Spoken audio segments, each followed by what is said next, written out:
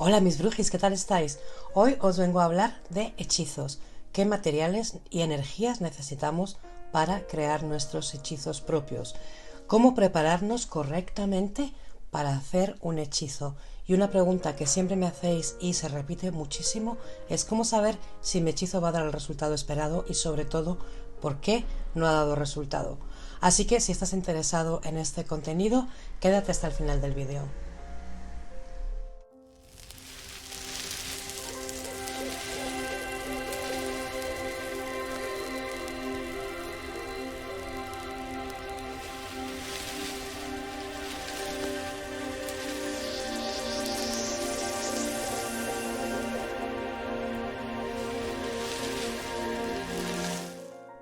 Hola mis brujis, ¿qué tal estáis?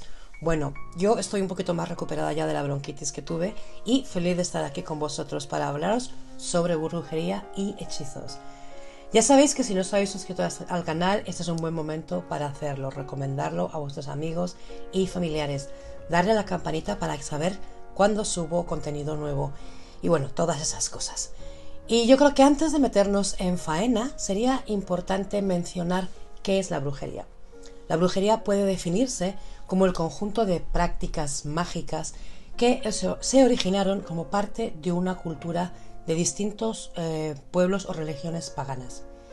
Obviamente antes de la llegada del cristianismo. Hoy en día las disciplinas que consideramos como brujería incluyen la herbolaria, la adivinación, la hechicería, rituales, ceremonias, curandería, elaboración de pociones y sobre todo el contacto con el mundo de los espíritus y las energías de la naturaleza. Y estas disciplinas, aparte de requerir estudio y práctica, también una gran parte han venido dadas por la pertenencia a un aquelarre, que son círculos de brujas y brujos que tienen acceso a maestros, a asistencia a reuniones de preparación y aprendizaje, y de donde comparten sus conocimientos con otros brujos, enriqueciendo así su sabiduría. Las brujas y brujos solitarios, por su parte, deben recurrir a otras herramientas para obtener los mismos resultados. Entre ellas, el estudio, el pensamiento, la observación, la meditación y la experimentación. Obviamente esto no es llegar y besar el santo, como decimos en mi queridísima España, sino que para entender cómo funciona la magia hay unas reglas simples y básicas, como por ejemplo, que la magia es real. La magia es al mismo tiempo un arte y una ciencia experimental. ¿Qué quiere decir esto? Pues que está en constante evolución y que funcione o no dependerá de factores externos también. Los brujos debemos tener mucho cuidado con lo que hacemos, con lo que decimos y a veces se cumple. La mayoría de las veces también es muy importante mantener en secreto tus trabajos de hechicería.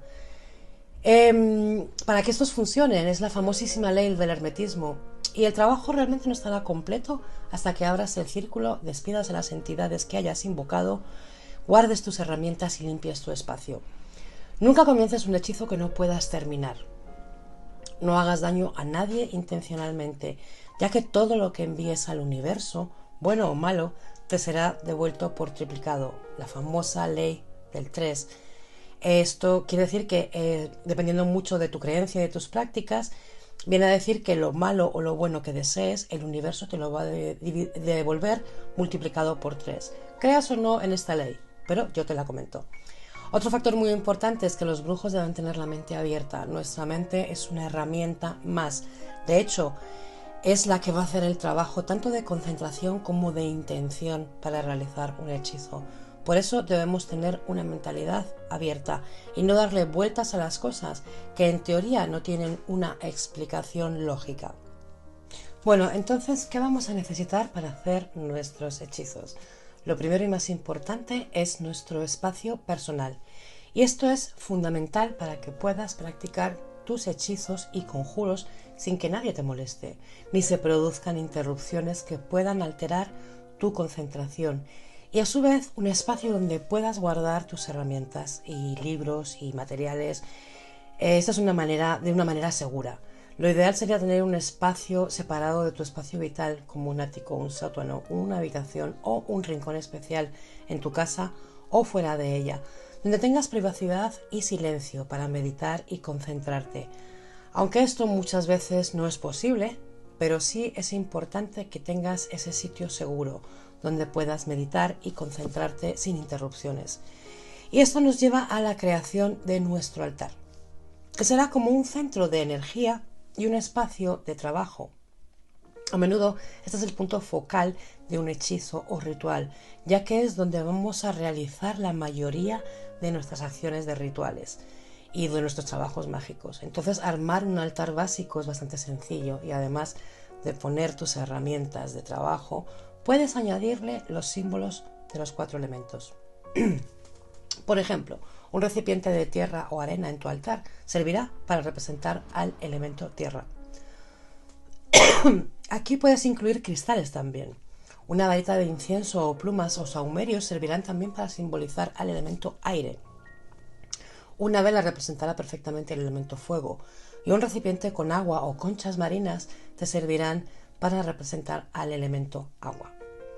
Antes de continuar, me gustaría hacer un pequeño inciso para hablar de las herramientas necesarias. De hecho, os hablaré sobre las más usadas, pero en realidad para hacer magia no se necesita nada, tan solo es necesario visualizar y concentrarse. Por ejemplo, un puñado de arroz cargado con la intención necesaria puede ser mucho más eficaz que cualquier otra parafernalia. No olvidemos que la magia es voluntad e intención, por lo que los elementos que usamos nos van a servir para ayudarnos y como apoyo, pero en realidad para hacer un hechizo solamente te necesitas a ti mismo. Y ahora sí, hablemos un poco de las herramientas. Por ejemplo, el caldero. El caldero no es más que un recipiente donde puedes meter cosas. Lo único que debes tener en cuenta es que debe ser resistente al fuego, ya que casi siempre vamos a quemar hierbas, papeles con intenciones, sigilos, etc. Luego tenemos la varita mágica. Esto sí que nos hace sentirnos como Harry Potter. Se usa para dirigir la energía, para hacer círculos mágicos, aunque también puedes usar una punta de un mineral, como por ejemplo una punta de estos minerales o tus propios dedos. Yo debo reconocer que a mí me encanta usar la varita mágica, pero si estás empezando te recomiendo que te hagas una y que experimentes la sensación de poder que aporta. Por ejemplo, si es una varita mágica pequeña, esto te va a hacer sentirte como una bruja de verdad. Lo importante es que te la hagas tú mismo, con una rama que encuentres en el bosque, preferentemente de roble, pero debe ser una rama recogida por ti, que esté en el suelo, y a la que debes pedir permiso al espíritu del bosque para poder llevártela, y darle, obviamente, las gracias. Puedes decorarla a tu gusto, puedes poner algún mineral en la punta o dibujarle sigilos, símbolos, etc. Debe de medir el largo de tu antebrazo, como por ejemplo esta mide el largo de mi antebrazo, de aquí a mis dedos. Entonces, este es el tamaño ideal de una varita mágica. Como veis, está decorada con cristales, con símbolos, etc. Esta más pequeña que tengo aquí, sin embargo, la uso más como para la magia rápida, para hacer cosas rápidas, un círculo rápido si estoy haciendo una cosa pequeña, un saquito de protección o un saquito de amor propio, cosas así, cosas que son pequeñas que no requieren mucha parafernalia. Puedes usar una varita mágica pequeña, por ejemplo, como esta. El azame, así como la varita mágica, sirve para dirigir la energía. Esto no es más que un cuchillo o daga, pero no se usa para cortar, no se usa para cortar nada físicamente, sino que es más bien para cortar algo simbólicamente, y también nos va a servir para dirigir la energía. Otra herramienta muy usada que nos va a ayudar a invocar energía, llamar espíritus y limpiar y marcar el inicio del final de un ritual es la campana, como esta. Aunque no es indispensable, puedes también dar una palmada, entonar un canto, varias palmadas, etc. Otra herramienta tan brujil como la varita es la famosa escoba de bruja. La escoba de bruja tradicionalmente se hacía con abedul, y es una herramienta que se usa literalmente para barrer, pero en este caso vamos a barrer a nivel simbólico, sin tocar el suelo, visualizando que barremos toda esa negatividad. Hoy en día se hacen escobas de diferentes materiales. Por ejemplo, esta que tengo yo aquí está hecha de hierba seca con el mango de hierro. Yo la tengo decorada con lazos de colores y un charm de protección, un pentagrama en este caso. Y luego, bueno, tenemos el famoso boline, que sí, esto sí es un cuchillo. Esto es un cuchillo que vamos a utilizar para cortar hierbas, trazar símbolos, cortar hilo, grabar simbología en él. Este sí es para cortar. Obviamente en esta lista no puede faltarnos el famoso grimorio, que es donde vamos a llevar un registro de nuestros hechizos. Esto es como si fuera el libro de cocina, de recetas de cocina de una bruja. Aquí voy a hacer otro apunte. Muchos seguramente habéis oído hablar del libro de sombras. Y un grimorio y un libro de sombras son cosas distintas. El grimorio es donde tú vas a escribir tus recetas, donde vas a llevar un registro o vas a apuntar información sobre plantas, cristales, correspondencias, etcétera, etcétera. Y un libro de sombras es más bien un diario sobre pensamientos, reflexiones, experiencias que hayas tenido durante tus meditaciones, mensajes sobre sueños, tiradas de tarot o de oráculos que hayan sido relevantes para ti. Otros materiales muy útiles son los tarros, las botellas, frascos de cristal. Las brujas reciclamos todo. Hilo, velas, hierbas, flores, minerales, morteros, conchas, plumas, inciensos, aceites, sal, etcétera, etcétera, etcétera. Y ahora que hemos hablado un poco de lo básico, vamos a ver cuál es la estructura básica para un ritual. Lo primero que debemos tener en cuenta es el propósito de nuestro hechizo. ¿Qué queremos obtener? Y a partir de ahí ponernos manos a la obra para organizarnos y ver qué es lo que vamos a necesitar. Cuando tengamos todo lo que necesitamos, será entonces el momento de planificar cómo vamos a hacer nuestro hechizo. Por ejemplo, meditar antes de hacer un ritual aumentará nuestro poder de concentración a la hora de hacer un ritual. Darnos un baño o ducha para limpiarnos de esa energía negativa también nos va a ayudar. Elegir los colores de las velas que vamos a usar según el propósito del hechizo. Ver en qué fase de la luna nos encontramos es también un factor muy importante a tener en cuenta. Tenéis un vídeo en mi canal donde os hablo de las fases de la luna y cómo las podemos usar en nuestros hechizos.